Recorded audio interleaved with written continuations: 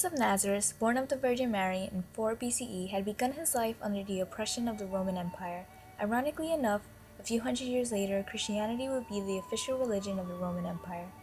Jesus Christ was not only a prophet, but also the Son of God. Jesus traveled around the Middle East, healing the sick, helping the needy, and teaching the blind believers of Judaism so they could understand the true way to show devotion to the Lord. Jesus' influence not only altered the religious ideologies of the Jews, but the artistic ideologies of the divine monotheistic God.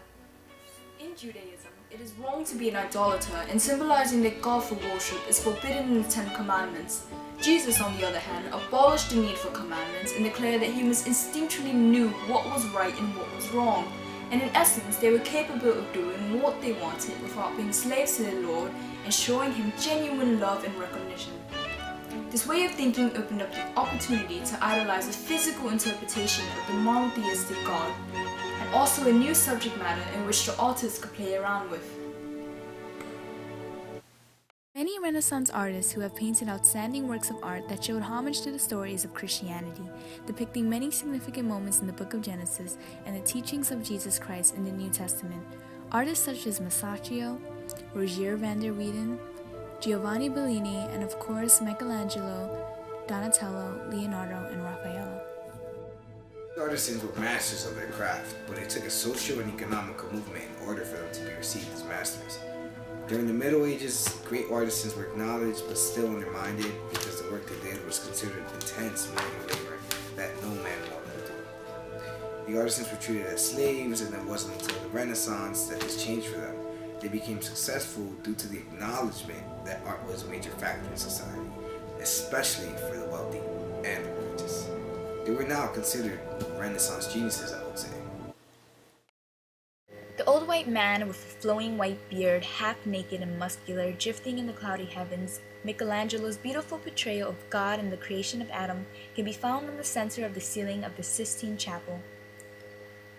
Besides the creation of the earth, the first woman Eve, and the flood, the Sistine Chapel, located in Vatican City, is a monumental building whose walls are covered in the artwork of Renaissance geniuses.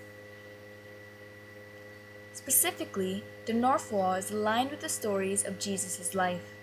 One end of the wall starts with the baptism of Christ in Bethlehem, then the temptations of Christ, which Jesus wanders the desert fighting the temptation of the devil, the calling of the first apostles, and the Sermon on the Mount, when Jesus presents his version of the commandments to the people, just as Moses does in the book of Exodus.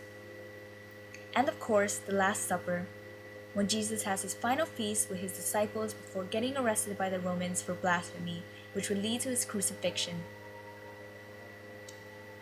However, one of the most famous depictions of the Last Supper is by Leonardo da Vinci. A major symbolic art piece of Christianity is Jesus' death.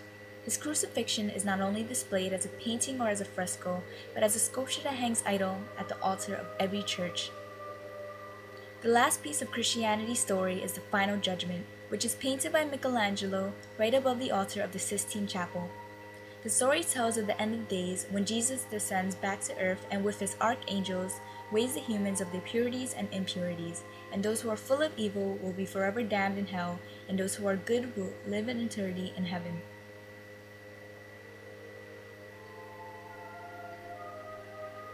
The artists of the Renaissance were surely gifted and presented eloquent and different conceptions of the occurrences in the Bible.